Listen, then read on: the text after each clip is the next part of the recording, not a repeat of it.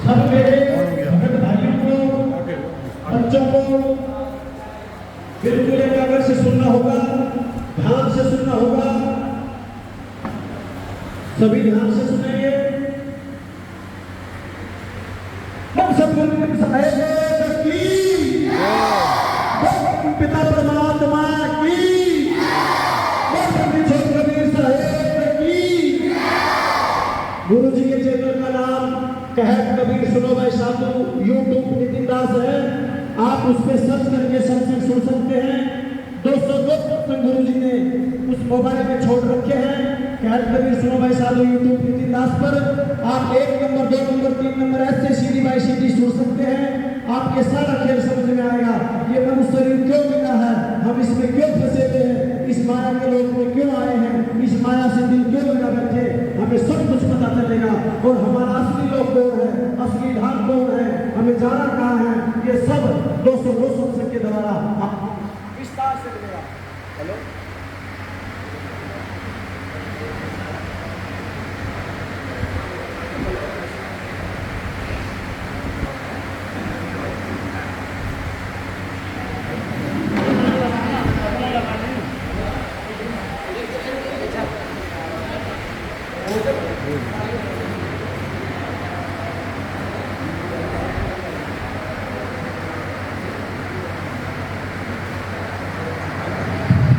Hello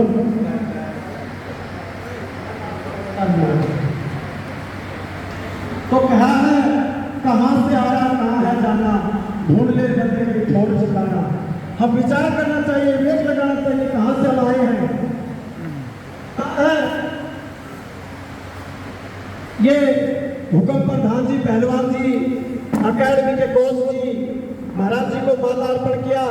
इसी माला अर्पण पे आप तालियां का स्वागत करें। इस अकेडमी का कोच हुक्म साहब है। हुक्म पहलवान जो बच्चे को बड़े ही वेग से, बड़े ही दाव पेच सिखाता है और बड़े ही मेहनत से, बड़े ही कर्म से ये काम करवाता है। तो कहा है कहां से आए कहां है जाना, ढूंढ ले बंदे कहीं ठोर ठिकाना। कहा है 184 खत्म हो चार गए। हेलो हेलो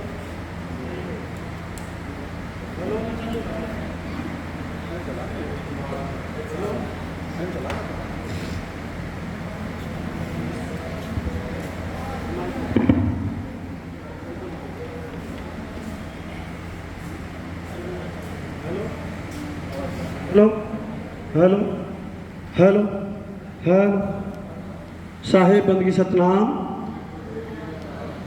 कहा है 184 खत्म हो लिए बीत कलपी उचार गया और नाक में दमा लिया घनेरा मरते मरते हार गया।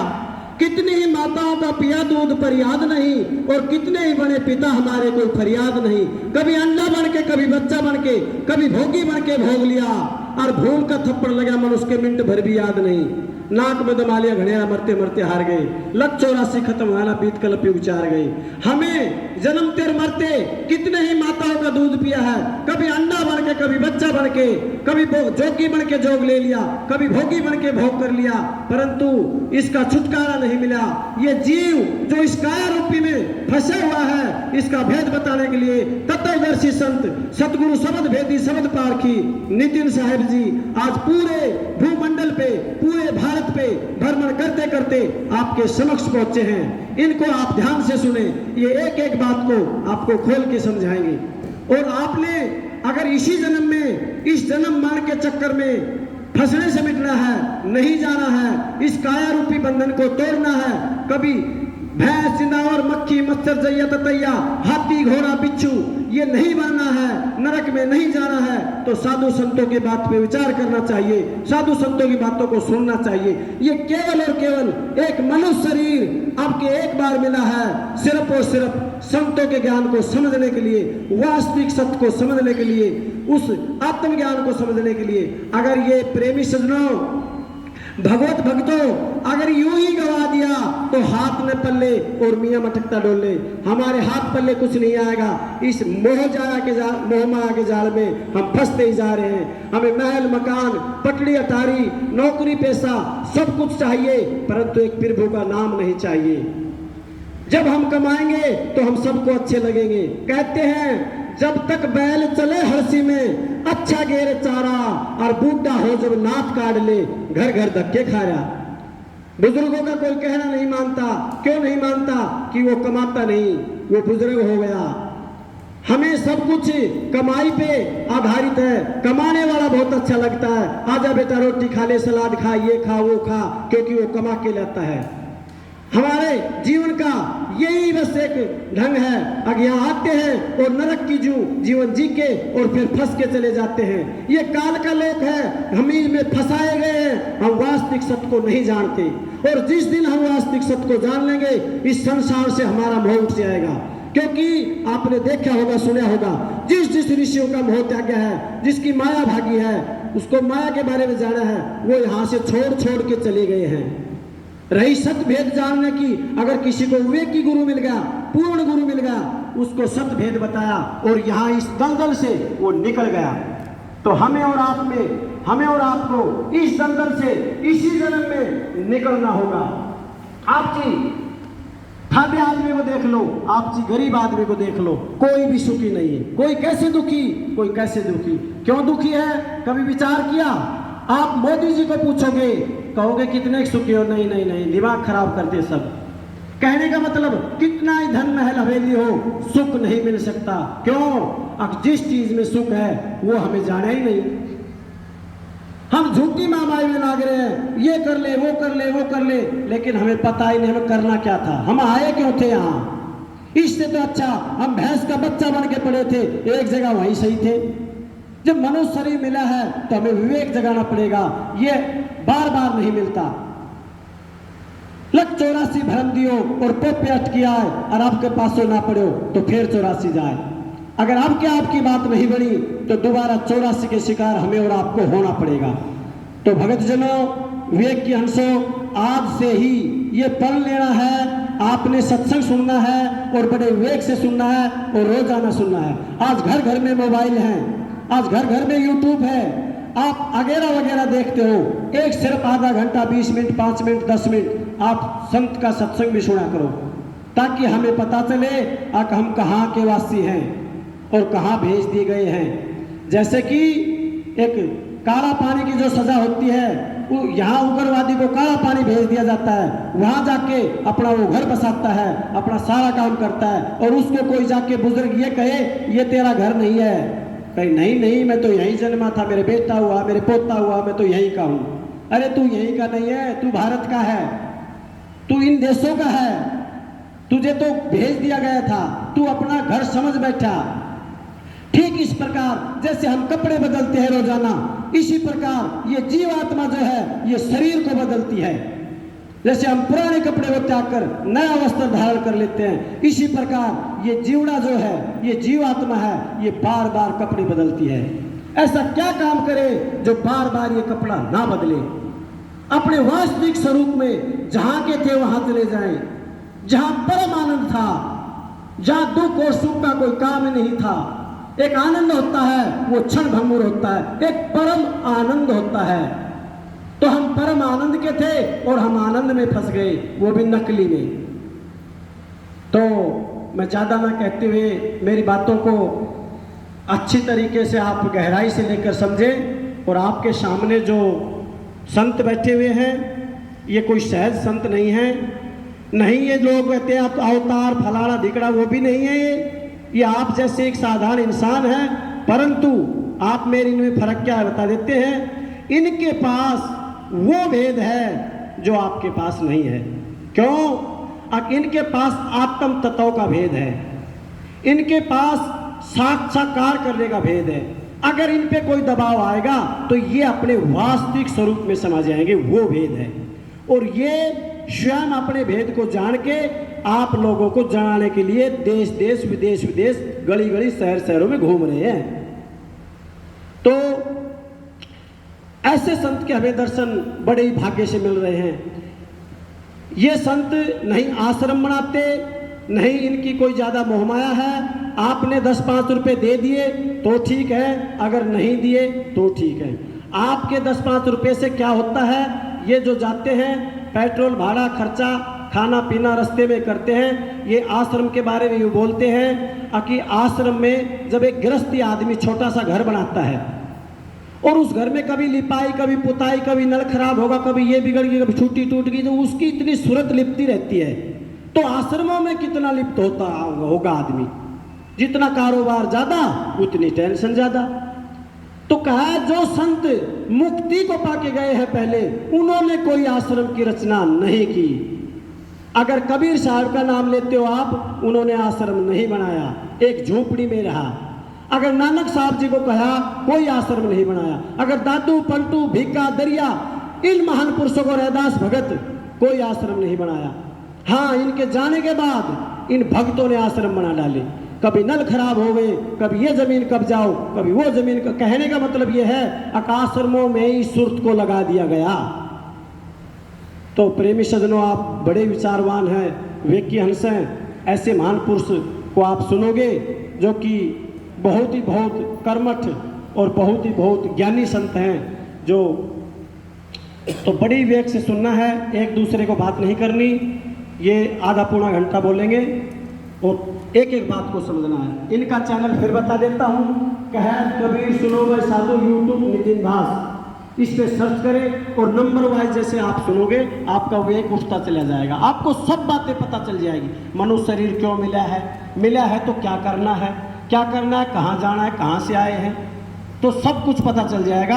असली नाम क्या है, नकली नाम क्या है, असली पूजा क्या, असली भगवान कौन है, और जिस भगवान के पीछे लगे हैं उसकी भक्ति में क्या कमी है, सब पता चल जाएगा। 209 सत्संग में सब कुछ खोल खोल के समझा रखा है।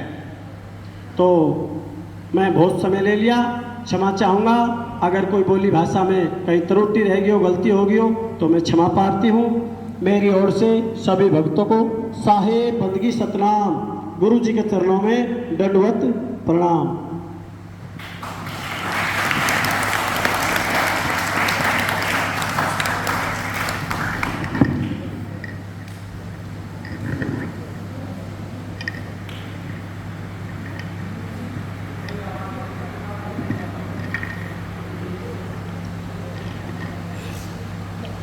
साहिब बंदगी सतनाम, नमस्कार। कैसे हैं आप लोग, सब ठीक हैं? तो मैं अपने बारे में बता दूं पहले आपको। मेरा नाम नितिन दास है और मेरा जन्म स्थान पंजाब है। नंगल डैम का नाम सुना है? नंगल डैम, भाखड़ा नंगल डैम अब सुना होगा। तो नंगल डैम, नंगल सिटी में मेरा जन्म स्थान है वो। और मैं कबीर पंथ में एक संत हैं, एक साधु हूँ, और हम भ्रमण करते हैं पूरे भारत में, विदेशों में भी जाते हैं। और जो हमारा प्रचार है वो सत्य सनातन धर्म का प्रचार है। सत्य सनातन धर्म का नाम सुना है? सुना है? सनातन धर्म, कौन कौन सनातन धर्म वाले हाथ खड़े करो। सनातन धर्म वाले। और हिंदू धर्म वाले कौन है? हिंदू कौन है? हिंदू सारे हैं, सनातन वाले कम है थोड़े। हिंदू और सनातन एक होता है कि अलग अलग है? कौन कहता है एक है? हाथ खड़े करो। हिंदू और सनातन धर्म एक है क्या? किसको लगता है एक है? हाथ खड़े करो। बहुत कम लोग हैं। किसको लगता है अलग अलग है? हिंदू और सनातन धर्म अलग अलग है? समझ लो, हम लोग प्रचार करते हैं सत्य सनातन धर्म का। सत्य सनातन धर्म का मतलब पता है किसी को? सनातन का क्या मतलब होता है? सनातन का मतलब क्या है? किसी को पता है? नहीं पता है? चलो आज आपको बताएंगे सनातन का मतलब क्या होता है। जैसे कोई आदमी जिसको एक्टिंग करनी नहीं आती है, क्या वो कभी एक्टर हो सकता है? नहीं हो सकता। जिसको पढ़ाई लिखाई ना होती हो, क्या वो पढ़ा लिखा इंसान कहला सकता है? जिसको विज्ञान के बारे में ABCD नहीं पता, क्या वो वैज्ञानिक कहला सकता है? इसी प्रकार अगर किसी को सनातन के बारे में ना पता हो तो क्या वो सनातनी कहला सकता है? तो तुम्हें सनातन के बारे में पता है? हाथ खड़ा करो, किसे पता है? किसी को नहीं पता तो आप सनातनी भी नहीं कहला सकते। अब कभी मत कहना कि हम सनातनी हैं, यानी कि वो आदमी जिसको एक्टिंग नहीं आ रही वो सबको कहता फिर रहा है कि मैं तो एक्टर हूं। जिसके पास पैसा है ही नहीं वो कह रहा है मैं तो करोड़पति हूं। ऐसा हो सकता है क्या? नहीं हो सकता। अब सनातन क्या होता है उसको समझ लो, उसके बाद तुम्हें समझ में आएगा कि सनातन और हिंदू ये दोनों एक हैं या अलग अलग हैं, तभी समझ में आएगा। अंडर ग्रेजुएट का नाम सुना है कभी? अंडर ग्रेजुएट और एक होता है ग्रेजुएट। ग्रेजुएट वो होता है जिसने बीए पास कर ली हो, बीए चला गया, एमए चला गया, पोस्ट ग्रेजुएट। एक होता है अंडर ग्रेजुएट जो 10वीं 12वीं वाले होते हैं, जो कभी कॉलेज में एडमिशन ही लिया, जिन्होंने पास ही नहीं कर पाए बेचारे। तो अंडर ग्रेजुएट और ग्रेजुएट दोनों में ग्रेजुएट वर्ड आ रहा है, लेकिन एक का मतलब है कि ग्रेजुएशन से कम, यानी कॉलेज कभी नहीं गया, एक का मतलब है कॉलेज चला गया। बस ऐसे ही समझो कि एक हिंदू है और एक सनातनी है दोनों एक ही लाइन में। ग्रेजुएशन वाला भी तो 10वीं 12वीं करके ही जाएगा कॉलेज, जाएगा ना। जैसे एक डॉक्टर, एक इंजीनियर, एक साइंटिस्ट भी किसी ना किसी दिन एलकेजी में, यूकेजी में पहली, दूसरी, तीसरी, चौथी, पांचवी करके आगे बढ़ गया, तो वो आगे बढ़ गया, अब उसको कोई अंडर ग्रेजुएट नहीं कहेगा। इसी प्रकार एक सनातनी क्या होता है? जो हिंदू धर्म से उठते उठते उठते उठते आगे बढ़ जाए, हिंदू धर्म से आगे बढ़ जाए, वो सनातनी कहलाता है। जिसको कह दो तुम हाई क्लास में चला गया, हायर स्टडीज़ के लिए। एक होता है नॉर्मल स्टडीज़, जैसे गांव में, शहरों में 5वीं 8वीं 10वीं 12वीं। एक होता है विदेश गया पढ़ने,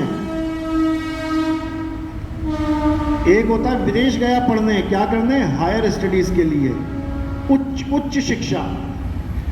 तो सनातनी और हिंदू में क्या फ़र्क होता है अच्छे से समझ लो, आगे भविष्य में काम आएगा तुम्हारे।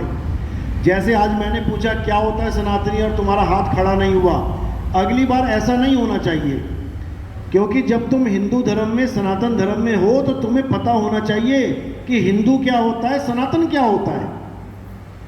अब समझ लो सबसे पहले हिंदू क्या होता है।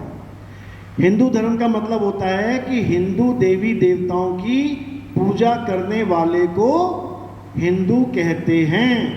कौन कौन से हिंदू देवी देवता हैं? कौन? ब्रह्मा जी, विष्णु जी, शंकर जी। अभी कांवड़ चली थी ना, कौन कौन गया था कांवड़ लेने? कौन कौन गया था?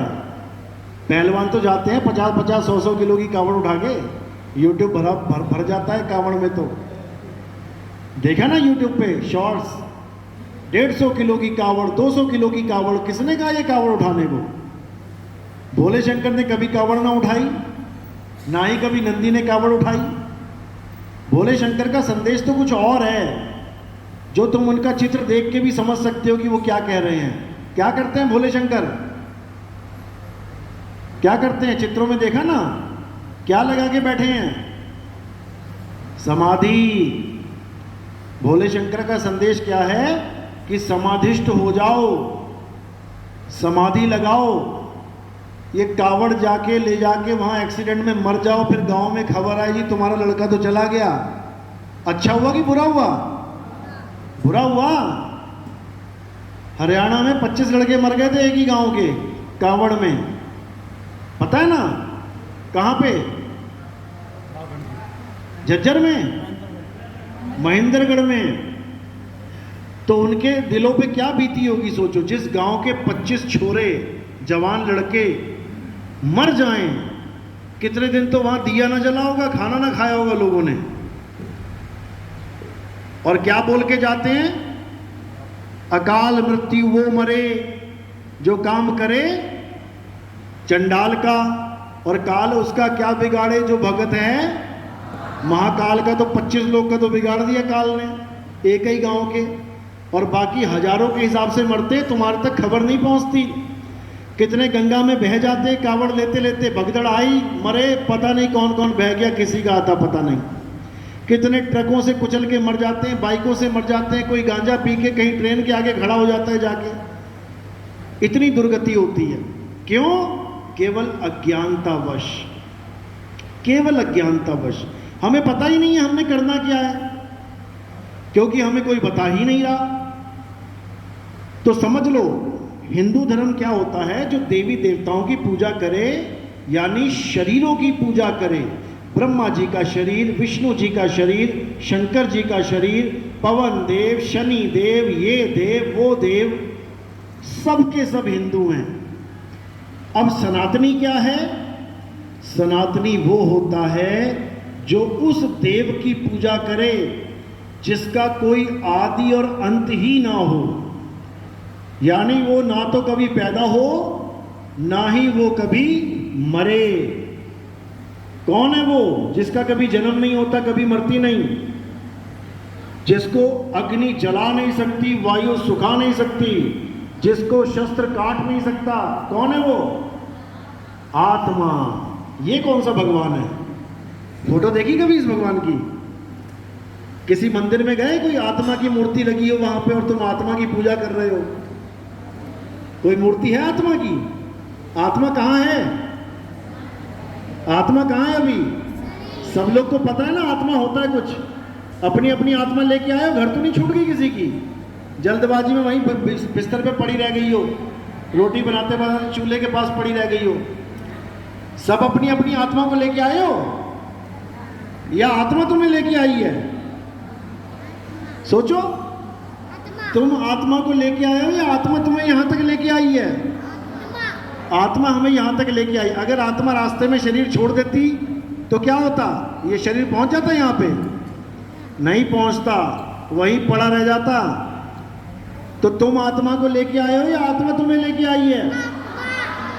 आत्मा तुम्हें लेके आई है। तुम्हें मतलब तुम्हारे शरीर को, तुम शरीर नहीं हो, यानी आत्मा शरीर को लेके घूम रही है। अब ये सोचना है कि अगर हमारे शरीर को आत्मा चला रही है तो राम जी के शरीर को कौन चला रहा है? कौन चला रहा है? हमारे शरीर को हमारी आत्मा चला रही है, तुम्हारे शरीर को तुम्हारी आत्मा चला रही है। तो राम जी के शरीर को किसकी आत्मा चला रही है? राम जी की। हनुमान जी के शरीर को किसकी आत्मा चला रही है? हनुमान जी की। सबके शरीरों को सबकी आत्मा चला रही है। लेकिन क्या हम आत्मा के बारे में कुछ जानते हैं कि आत्मा होती कैसी है, आत्मा रहती कहाँ है, आत्मा काम कैसे करती है, आत्मा का स्वरूप क्या है, कैसे पता लगे कि ये आत्मा है? किसी ने अपनी आत्मा को देखा कभी? आज तक नहीं देखा। और 24 घंटे तुम्हारे साथ रहती है आत्मा। एक पल भी ऐसा नहीं है जब आत्मा तुम्हारे साथ नहीं है। जिस दिन आत्मा ने तुम्हारा साथ छोड़ दिया, ये तुम्हारी सांसें बंद हो जाएंगी। जब कोई आदमी बेहोश हो जाता है तो सबसे पहले क्या करते हैं? चेक। उसके नाक के पास देखते हैं सांस आ रही है कि नहीं आ रही है, उसकी नाड़ी चेक करते हैं, दिल धड़क रहा है कि नहीं धड़क रहा है। अगर सांस नहीं आ रही, दिल नहीं धड़क रहा, इसका मतलब आत्मा ने शरीर को छोड़ दिया। तो कौन मरा? आत्मा मरी है, शरीर मरा? और जब पापा तुम्हारे शरीर को छोड़ते हैं तो कौन मरता है? जब किसी के दादाजी शरीर को छोड़ देते हैं तो कौन मरता है? क्या कहते हो? मेरे दादाजी मर गए। दादाजी मरे या दादाजी का शरीर मरा? दादाजी कौन है? शरीर है कि आत्मा है? तुम कौन हो? शरीर हो कि आत्मा हो? तुम शरीर हो। सोच लो, अगर तुम शरीर हो तो कोई ये ना कहे कि मेरे पापा शरीर छोड़ के चले गए, मेरी मम्मी शरीर छोड़ के चली गई। तो शरीर है तो शरीर तो पड़ा हुआ है, मम्मी पड़ी है, पापा पड़ा है नीचे, छोड़ के कौन गया?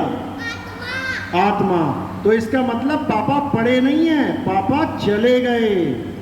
मेरी मम्मी हमसे दूर चली गई, यानी जो पड़ा रह गया वो मम्मी नहीं थी। यानी जिसको तुम घर जाके मम्मी मम्मी मम्मी कर रहे हो वो मम्मी नहीं है। वो कौन है? मम्मी का शरीर, आत्मा नहीं। वो मम्मी का शरीर है जिसको तुम देख रहे हो। और जो असल में मम्मी है, जो असल में तुम्हारे पापा हैं, वो तुम्हें दिखाई भी नहीं दे रहे। वो तुम्हें दिखाई नहीं दे रहे हैं क्योंकि आत्मा कभी दिखाई नहीं देती। तो जो पापा है, मम्मी है, वो है आत्मा। और जो उस आत्मा ने कपड़े पहन रखे हैं वो है शरीर। कितने प्रकार के कपड़े हैं इस दुनिया में? कपड़े लेने जाते हो ना, कितने प्रकार के कपड़े हैं दुनिया में? जब तुम पैंट लेने जाते हो, जीन्स, तो दुकान पे जाते हो, कहते हो मुझे जीन्स दे दो। वो क्या बोलता है? कौन सी चाहिए, लेडीज या जेंट्स? यानी दो प्रकार के कपड़े हैं, लेडीज और जेंट्स। ये तो हो गए कपड़ों का खेल। और जो हमारे शरीर हैं वो कितने प्रकार के हैं? एक लेडीज है, एक जेंट्स है और एक नपुंसक। सड़कों पे देखा ना, जिसको आप लोग क्या बोलते हो? नपुंसक को क्या बोलते हो? किन्नर। किन्नर बोल देते हो। सड़कों पे मांगने आते हैं, या किसी के बच्चा हुआ गांव में तो तालियां बजा बजा के मांगेंगे। वो भी एक शरीर है, लेकिन ना तो वो आदमी का शरीर है ना वो औरत का शरीर है, यानी तीसरे नंबर का शरीर है। स्त्री, पुरुष, नपुंसक। तो ये जो शरीर हैं, इन सबको चलाने वाली आत्मा है। और वो आत्मा अजर, अमर, अविनाशी है। उसका ना तो कभी जन्म होता है और ना ही उसकी कभी मृत्यु होती है। अब जो सनातनी होता है, सनातनी, वो कौन है? जो उस आत्मा की पूजा करे, जो उस आत्म देव को पूजे। तो सबसे बड़ा सनातनी कौन है जिसने आत्मा के बारे में सबसे ज्यादा बताया? वो है कृष्ण जी। आप कृष्ण जी की गीता पढ़ोगे, उसमें कृष्ण जी ने क्या समझाया? हे अर्जुन, ये आत्मा अजन्मा है, नित्य है, शाश्वत है, पुरातन है। ये आत्मा ही सत्य सनातन है। नैनम छिंदंती शस्त्राणि, नैनम दहती पावका, न चैनम क्लोदंतापे, न शोषती मारुता। कि हे अर्जुन, जो इस आत्मा को जान लेता है, जैसे ये बच्चे जा रहे हैं, जाने दो कोई बात नहीं। अब ये बच्चे जो जा रहे हैं, इनके लिए इस ज्ञान का कोई मतलब नहीं है। बिल्कुल उसी तरह जैसे एक टीचर बच्चों को क्लास में पढ़ाता है। अब वहाँ वो बच्चे जा नहीं सकते ऐसे, तो वहाँ कौन जाता है? उनका ध्यान। यानी क्लास में बैठे हैं, टीचर भी दिखाई दे रहा है, ब्लैक बोर्ड भी दिख रहा है, चौक भी चल रही है, लेकिन ध्यान कहाँ है? खेल में। मैं जाके क्रिकेट खेलूंगा, मैं कंचे खेलूंगा, मैं खेतों में घूमूंगा, आम तोड़ने जाऊंगा। तो पूरा साल वो बेचारा क्लास में बैठा हुआ भी बाहर रहता है। तो वो क्या होगा लास्ट में? पास होगा कि फेल? फेल होगा। इसी प्रकार जो ज्ञान आप अभी समझ रहे हो, अगर आपने ये अच्छे से समझ लिया तो आपका जब अंत समय आएगा, अंत समय यानी मृत्यु आएगी, तब आप फेल नहीं होंगे। और जो नहीं सुनेगा वो फेल हो जाएगा। तो इसी को समझना है। हमारे देवी देवता देखोगे आप, सब भक्ति कर रहे हैं। भोले शंकर को देखोगे, भक्ति कर रहे हैं। अरे वो तो भगवान है, उनको भक्ति करने की क्या जरूरत है? जो खुद ही भगवान है, जो खुद ही देवों के देव महादेव हैं, अगर वही भक्ति करेंगे तो फिर भगवान कौन है? क्योंकि भक्ति भगत करता है, भगवान नहीं करता। भक्ति कौन करता है? भगत करता है। भगवान को भक्ति करने की क्या जरूरत है? किसकी भक्ति कर रहे हैं भोले शंकर? पता है किसी को? भोले शंकर कैलाश पर्वत पे बैठ के भक्ति कर रहे हैं, युगों युग बीत जाते हैं, आखिर वो किसकी भक्ति कर रहे हैं? कभी सोचा है? नहीं सोचा? तो आज आपको उसका नाम बताते हैं। कि आखिर भोले शंकर किसकी भक्ति कर रहे हैं। विष्णु जी कमल का फूल लेके शेषनाग के ऊपर ध्यान लगा के बैठे हैं, लेटे हुए हैं, किसका ध्यान लगा रहे हैं। ब्रह्मा जी कमल के ऊपर बैठे हुए भक्ति में लीन है, किसकी भक्ति में लीन है, ये किसी को समझ में नहीं आ रहा। पंडित जी से पूछोगे तो वो बताएंगे ब्रह्मा विष्णु की कर रहे हैं, विष्णु शंकर जी की कर रहे हैं, शंकर ब्रह्मा की कर रहे हैं, यानी तीनों के चक्कर में उलझा देंगे। जबकि ऐसा बिल्कुल नहीं है। भक्ति करने का मतलब होता है किसी को प्राप्त करना। अगर भोले शंकर को राम जी विष्णु जी की जरूरत है तो वहां उसके लोक में चले जाएंगे बात करने। भक्ति करने की क्या जरूरत है। भक्ति का मतलब होता है प्राप्ति करना। जैसे कोई राक्षस बैठा है और भक्ति कर रहा है, ओम नमः शिवाय, ओम नमः, अब यानी वो चाहता है कि कोई मिले उसे आगे, तो वो किसको चाहता है, शंकर जी को चाहता है। जैसे ही शंकर जी प्रकट हो गए तो उसकी भक्ति पूरी हो गई। लेकिन शंकर जी किसको प्रकट करना चाहते हैं, उसका नाम है अलख निरंजन। किसने नाम सुना अलख निरंजन, किस किसने सुना है, अलख निरंजन सबने सुना है, सभी ने सुना होगा। ऐसा कोई है ही नहीं हिंदू धर्म में जिसने अलख निरंजन का नाम नहीं सुना। अब ये है कौन, ये है कौन, क्या इसकी फोटो देखी किसी ने। राम जी की देख लोगे, श्याम जी की देख लोगे, हनुमान जी की देख लोगे, सारे देवी देवताओं की देख लोगे, लेकिन कभी दुकान पे जाके कहना दुकानदार से भैया अलख निरंजन की फोटो दे दो, वो कहेगा भाई ये कौन है, नाम उसने भी सुना होगा लेकिन वो तुम्हें कभी फोटो नहीं दे सकता अलख निरंजन की। क्योंकि जैसे आत्मा नहीं दिखाई देती वैसे ही अलख निरंजन भी दिखाई नहीं देता। अब इन दोनों में जो दिखाई नहीं देते, इन दोनों में जो भेद है, अगर वो तुम्हें पता है तो तुम कभी अलख निरंजन के जाल में नहीं फंसोगे। अलख निरंजन भी दिखाई नहीं देता, आत्मा भी दिखाई नहीं देती, लेकिन अगर तुम्हें दोनों का भेद पता है तब तुम बच सकते हो। तो अलख निरंजन के पुजारी बिल्कुल अलग होते हैं और आत्मा के पुजारी बिल्कुल अलग होते हैं। अलख निरंजन का मतलब समझ लो क्या है, उसका मतलब है मन। मन सुना कभी, मन किस किस के पास है, मन सबके पास है। कभी देखा मन कैसा होता है। लेकिन सुबह से लेकर शाम तक तुम किसके कहे पे काम करते हो, मन के कहे पे। अभी 4 आइटम रख देंगे ना तुम्हारे आगे, रसगुल्ला, ब्रेड, बिस्कुट, नमकीन, तो तुम सबसे पहले क्या उठाओगे, जो तुम्हें तुम्हारे मन को अच्छा लगता है। तुमसे पूछा जाए क्या खाने का मन कर रहा है, तुम कहोगे आज रसगुल्ले खाने का मन कर रहा है।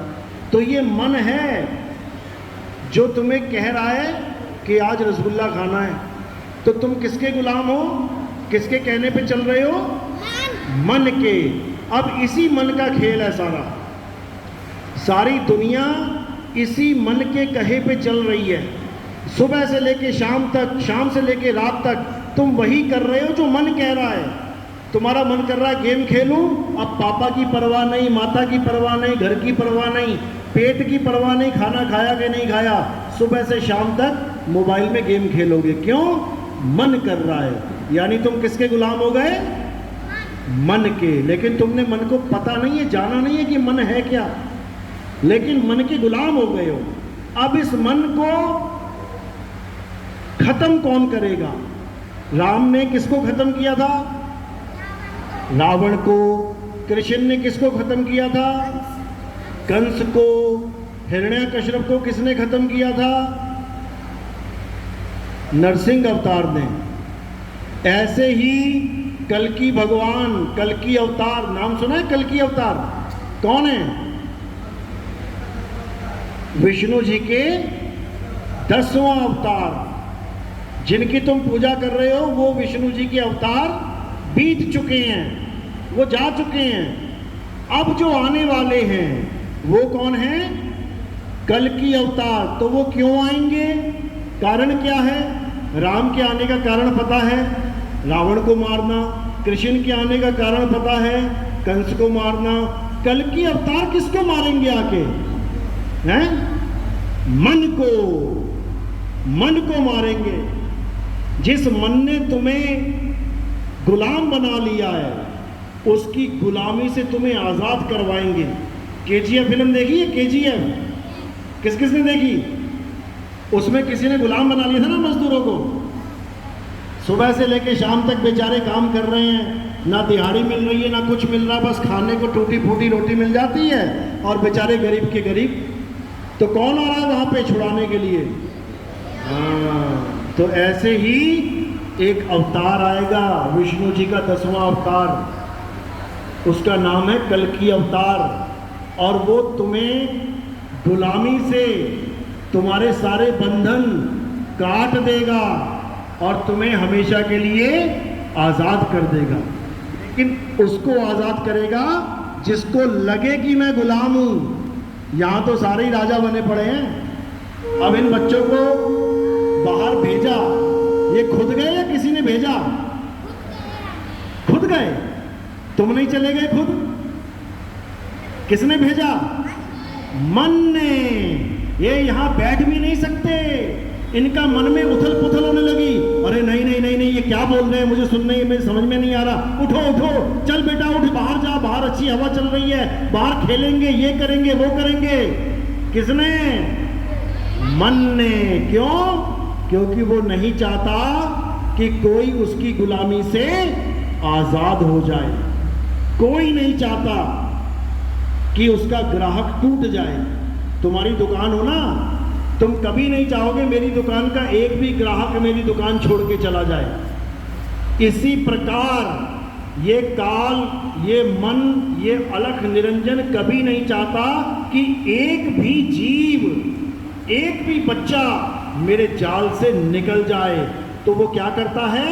वो उसको सत्संग से ही बाहर निकाल देता है कि बाहर ले जाता हूं, सुन ही नहीं पाएगा कुछ भी, कभी समझ ही नहीं पाएगा कि मन होता क्या है। और कबीर साहब क्या कह रहे हैं? मन के हारे हार है और मन के जीते जीत। अगर तुमने इस मन को समझ लिया कि ये कैसे मुझे नचा रहा है। आज जेलों में देखो कितने लोग बंद हैं। पता है क्यों बंद हैं? क्यों? क्योंकि उन्होंने अपने मन के कहे काम कर डाले। गुस्सा आया, लड़ाई झगड़ा हुआ, मन ने कहा गोली मार दे इसे, निकाला बंदूक, गोली मार दी। मन ने कहा पत्थर से सिर फोड़ दे, बिना सोचे समझे पत्थर उठाया, सिर फोड़ दिया। तो कहां चला गया? जेल में। अब रो रहा है बैठ के, अरे बाबूजी बड़ी गलती हो गई, पता नहीं कैसे बुद्धि भ्रष्ट हो गई, अरे सोचने समझने की ताकत खत्म हो गई, अरे पता नहीं क्यों कत्ल कर दिया मैंने। किसके कहे पे किया? मन के। तो जितना भी खेल है ये सब मन का खेल है। तुम्हें सुबह से शाम तक मन ही नचाता है। घर में बैठे बैठे एकदम उथल पुथल कर देगा, कहेगा नहीं बाहर चलो, पापा डांटेंगे, बाद में देखी जाएगी, पहले बाहर जा, पहले घूम के आ। तो इस मन के खेल को समझना है। ये मन के हारे ही हार है और मन के जीते ही जीत है। तो जो कल्कि अवतार आएंगे, सबको पता है, पूरे हिंदू धर्म को पता है कि कल्कि अवतार आएंगे। किसी भी बड़े से बड़े पंडित को पूछ लेना कि कल्कि अवतार मारेंगे किसे, राक्षस का भी तो नाम बता दो। अगर अवतार आएगा तो कुछ करने आएगा ना, किसको मारेगा आके? एक भी आदमी तुम्हें नहीं बता पाएगा कि किसको मारेगा, क्योंकि किसी को पता ही नहीं है कि इस बार राक्षस है कौन। और इस बार जो राक्षस है वो एक नहीं है, वो जितने शरीर हैं उतने ही राक्षस हैं, क्योंकि सबके अंदर मन बैठा है। सबके अंदर, इस शरीर के अंदर मन बैठा है। वही कली, कली नाम है उसका, कली, कली काल, कली काल। नेट पे सर्च करोगे ना कली काल कौन है, तो तुम्हें वो बातें पता लगेंगी जो आज तक इन पंडितों को नहीं पता लगी। बड़े बड़े ऋषियों को पता नहीं लगी, उनको भी पता नहीं लगा कि कली काल हमारे अंदर बैठा हुआ है। उनके अंदर से भी कली काल ने सारा खेल घुमा दिया। विष्णु जी को श्राप किसने दिया था? विष्णु जी को श्राप दिया था ना किसी ने, उसी के भगत ने। किसने दिया था? विष्णु जी को श्राप दिया था नारद मुनि ने। 24 घंटे नाम जपता था, नारायण नारायण। नारद मुनि पता है ना, जो भगत है भगवान का वही श्राप दे रहा है भगवान को। पता क्यों श्राप दिया था? नहीं पता। नारद मुनि को अहंकार हो गया एक बार कि सबसे बड़ा सन्यासी मैं ही हूं। कैसे हो गया? विष्णु जी के पास गया, वो शैया पे लेटे हुए थे, अपना ध्यान में मगन थे, लक्ष्मी जी पैर दबा रही थी। तो नारद मुनि ने कहा, महाराज माया से तो आप भी नहीं बचे, देखो औरत बैठा रखी है साथ में, औरत रूप है माया का। तो विष्णु जी ने कहा, हाँ भाई ये बात तो सच है, तो बचा कौन है? तो नारद मुनि कहते, मैं बचाऊं ना, मेरे पास कोई लेडीज नहीं है, औरत नहीं है। तो विष्णु जी ने कहा, ठीक है भाई, बहुत अच्छी बात है, जाओ। जब वो वापस गया तो विष्णु जी ने एक लीला करी। लीला क्या करी? रास्ते में एक बहुत बड़ा महल बना दिया। जब नारद मुनि वहां से क्रॉस हुआ तो विष्णु जी ही एक लड़की बनके उसमें जल चढ़ाने लगे पौधों पे। अब नारद मुनि ने लड़की को देखा और उसका मन विचलित हो गया। कहता, इतनी सुंदर लड़की, अरे आज तक कभी दिखाई क्यों नहीं दी ये? इतना प्यारा महल, इतनी बढ़िया राजकुमारी। सीधे पहुंच गया उसके पास। कहता, हे राजकुमारी, मैं तुम्हारे साथ शादी करना चाहता हूं। अब वो तो विष्णु जी है, लड़की बनके खड़े हैं वहां पे। वो कहते, भाई मैं तो उसके साथ शादी करूंगी जो इस दुनिया में सबसे सुंदर होगा, तू कहां सुंदर है? बड़ा चक्कर में पड़ जाता है। कहता, अब क्या किया जाए? वापस जाता है विष्णु जी के पास। क्यों? भगवान कुछ भी कर सकते हैं। तो विष्णु जी को बोलता है कि भैया भगवान जी, मुझे एक दिन के लिए अपना कपि रूप दे दो। कपि रूप यानी सुंदर रूप, सबसे सुंदर रूप विष्णु जी का। तो विष्णु जी ने कहा, तथास्तु। अब आया दिन, पहुंच गया स्वयंवर में। अब जैसे ही स्वयंवर में पहुंचा, जैसे ही खड़ा हो सामने, तो लड़कियां आए और उसको देख के हंस के आगे चली जाए।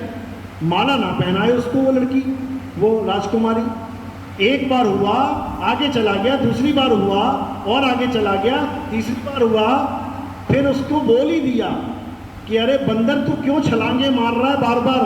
पीछे से आगे आगे, आगे से और आगे खड़ा हो गया। ये स्वयंवर राजकुमारों का है, राजाओं का है, बंदरों का नहीं है। वो कहता, भाई बंदर? मैं कहाँ बंदर हूं, मैं तो कपि रूप विष्णु जी के रूप में खड़ा हूं। तो वहां पर विष्णु जी ने क्या किया था?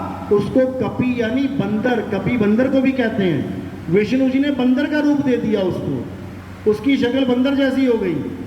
तो जब वो गया नदी पे और उसने अपना चेहरा देखा तो उसे बहुत गुस्सा आया और उसने वहीं जल लेके क्या बोला कि हे विष्णु, जैसे तूने मुझे स्त्री के लिए तड़पाया है, वैसे ही मैं तुझे श्राप देता हूं, तू भी स्त्री के लिए तड़पेगा। तो कैसे तड़पे वो? कौन से रूप में आए? राम के रूप में। विष्णु जी राम के रूप में आके 14 साल भटके अपनी बीवी के लिए। तो जब नारद मुनि ने ये श्राप दे दिया, उसके बाद नारद मुनि को होश आया। होश आते ही क्या करता है? प्रभु के चरणों में गिर जाता है। अरे प्रभु, अरे ये अनर्थ कैसे हो गया? मेरी जुबान कट के क्यों ना गिर गई? अरे मैंने अपने प्रभु को श्राप दे दिया, ये कैसे हो गया? अब इसको समझना है कैसे हो गया। ये श्राप नारद मुनि कभी दे ही नहीं सकता था। तो ये श्राप किसने दिया? मन ने। नारद मुनि के मन ने ये श्राप दिया। क्योंकि दुखी कौन हुआ था? नारद मुनि का मन दुखी हो गया था। नारद मुनि कभी दुखी नहीं हो सकता, क्योंकि नारद मुनि तो आत्मा है। आत्मा सुख और दुख दोनों से परे है, लेकिन ये जो मन है यही सुख और दुख का अनुभव करता है।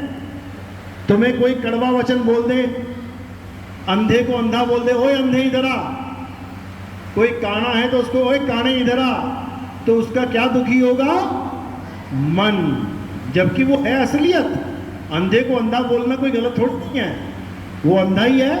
काने को काना बोलना गलत थोड़ी नहीं है, लेकिन शब्दों का प्रहार चयन ठीक नहीं है, तो वहां पर मन दुखी होता है। और जब मन दुखी होता है तो श्राप निकलता है मुंह से। तो ये मन ही कली काल है, इसने बड़े बड़े ऋषि मुनियों को चक्कर में डाल रखा है। अब इससे बचना चाहते हो तो एक ही रास्ता है, आत्मा को जानना पड़ेगा, आत्म ज्ञान को। तो कबीर साहब समझा रहे हैं, जल में मीन प्यासी मोह देखत आवे हासी, आत्म ज्ञान बिना नर भटके कभी काबा कभी काशी।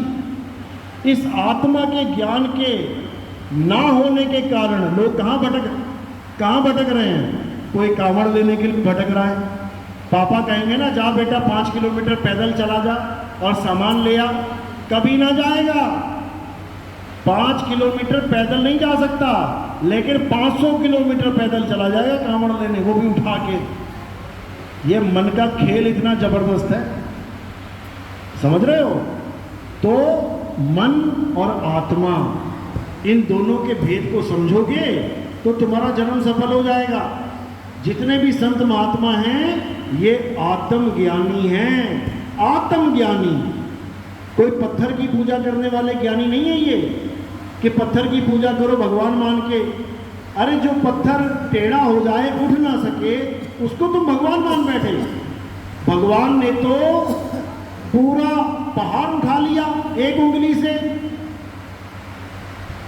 पूरा पहाड़ उठा लिया एक उंगली से। वो भगवान कहलाने लायक है। और जो अपने आप को ही नहीं उठा पा रहा है, एक मूर्ति को टेढ़ा कर दिया, ये अपने आप को उठा के दिखाए, उठा लेगी क्या? कितने दिन में उठा लेगी? जन्मों जन्म बीत जाएंगे, नहीं उठा पाएगी। तो भगवान वो है जो सबको उठा ले, वो नहीं है जो खुद को भी ना उठा पाए। तो इसी भ्रम में सारा संसार भ्रम रहा है। अब इस भ्रम को तोड़ना है और देवों के देव महादेव कौन? आत्मदेव, उसको जानना है, जिसकी वजह से ये सारे शरीर चल रहे हैं। हिंदू, मुस्लिम, सिख, ईसाई उसी आत्मा की वजह से मंदिर, मस्जिद, गुरुद्वारे, चर्च जा पा रहे हैं। तुम सुबह सुबह थाली लेके जाते हो, जल चढ़ाने जाते हो, किसकी वजह से? आत्मा की वजह से। तो उस आत्मा को ही नहीं जान पाए जो तुम्हारे शरीर को लेके जा रही है, लेके आ रही है। जिस आत्मा की वजह से तुम्हारे मुंह से सारे मंत्र निकल रहे हैं, राम राम राम राम, हरे कृष्णा हरे राम, किसकी वजह से? आत्मा की वजह से। आत्मा शरीर को छोड़ दे, नाम लेके दिखाओ किसी भगवान का। हर काम आत्मा से हो रहा है। मंदिर बन रहा है आत्मा की वजह से। किसी मजदूर की आत्मा छोड़ गई, शरीर को अब बना के दिखाए जरा मंदिर। यानी आत्मा के द्वारा ही सब कुछ बन रहा है। छोटे से झोपड़ी से लेके बुर्ज खलीफा तक किसने बनाया है? आत्मा ने। ये कारें, मोटरसाइकिल, ये सारे दुनिया भर का तामझाम कौन बना रहा है? आत्मा। किसके द्वारा? मन और काया के द्वारा, शरीर और बुद्धि के द्वारा सारा खेल चल रहा है। तो हम हर चीज को जान रहे हैं, सबको जान लिया हमने, बस आत्मा को नहीं जान पा रहे। और जिस दिन आत्मा को जान लिया, समझ लेना सबको जान लिया, फिर कुछ जानने की जरूरत ही नहीं है।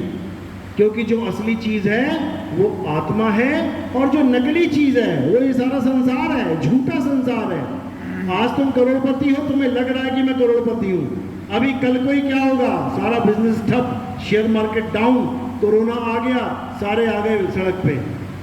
आज करोड़पति, कल को रोडपति।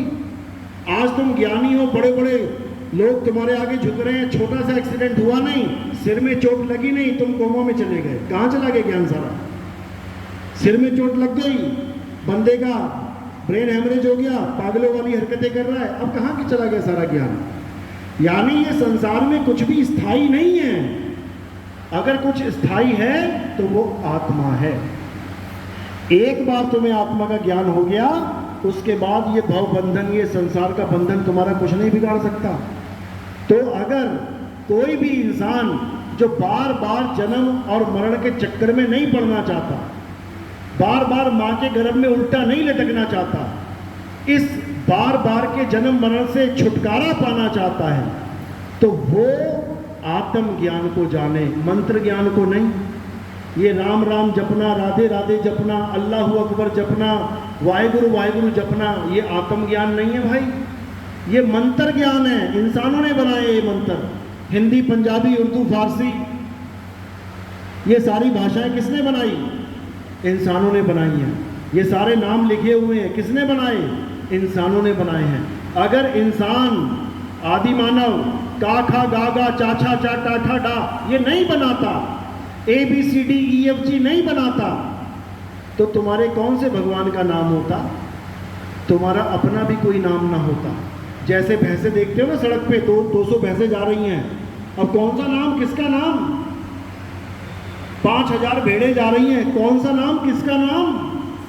ऐसे ही ये सारे इंसान भी होते, लेकिन नाम किसी का ना होता, क्योंकि अक्षर ही नहीं होते। अक्षर ना होते तो तुम्हारा नाम ना होता, तुम्हारा नाम ना हो तो तुम्हारी जाति ना होती, क्योंकि नाम जाति के आधार पर रखा जाता है। अब तुम्हारी जाति का नाम ना होता तो तुम्हारा धर्म ना होता, तुम्हारे धर्म का नाम ना होता तो फिर क्या कोई भगवान ना होता। राम का रा कहाँ से लाते, श्याम का शाह कहाँ से लाते, अल्लाह का आ कहाँ से लाते, वाहिगुरु का वाह कहाँ से लाते? इन्हीं अक्षरों में से लेके आए हो, का खा गा चा छा जा। अगर ये अक्षर हटा दो तो सारे मंत्र साफ, सारे धर्म साफ, सारी जात पात साफ, सारे नाम खत्म। अब बताओ कौन भगवान है? सारा झगड़ा ही खत्म हो जाए, क्योंकि अल्लाह, वाहिगुरु, गॉड, राम इन्हीं अक्षरों में से निकाल निकाल के पकड़ा रखा है सबको। यानी अक्षर खत्म तो सारा झगड़ा खत्म। अब क्या बचा? अक्षर खत्म तो झगड़ा खत्म है, भगवान खत्म थोड़ी नहीं हो गया। अगर अक्षर नहीं थे, भगवान तब भी था। अक्षर नहीं रहेंगे, भगवान तब भी रहेगा। यानी वो आत्मा सदा थी, सदा है, सदा रहेगी। उस आत्मा को जानना है, ना कि इन नामों के पीछे लड़ना है। आज 1 मिनट का भरोसा नहीं है, कब हिंदू मुसलमान को कोई गाली दे दे, मुसलमान सिख को गाली दे दे, सिख ईसाई को कोई गाली दे दे। क्यों? केवल इन नामों के चक्कर में, केवल इन नाम के चक्कर में। पैसे के चक्कर में कोई गाली नहीं देगा। तुम हिंदू हो और मुसलमान ग्राहक आ गया, 20,000 का सामान लेके जा रहा है तुमसे, गाली दोगे क्या? बता दो मुझे, कोई गाली देगा? तो कट्टर से कट्टर हिंदू हो, उसको पता लग रहा है ये ग्राहक आया है 50,000 का माल लेके जा रहा है, जिसमें 20,000 का मुझे मुनाफा हो जाएगा, दे गाली जरा, देके दिखाए, देगा क्या? मुसलमान दुकानदार है, कोई हिंदू आ गया माल लेने, 2 लाख रुपए का माल ले रहा है, जिसमें 40,000 बच रहा है मुसलमान का, देके दिखाए गाली जरा, देगा क्या?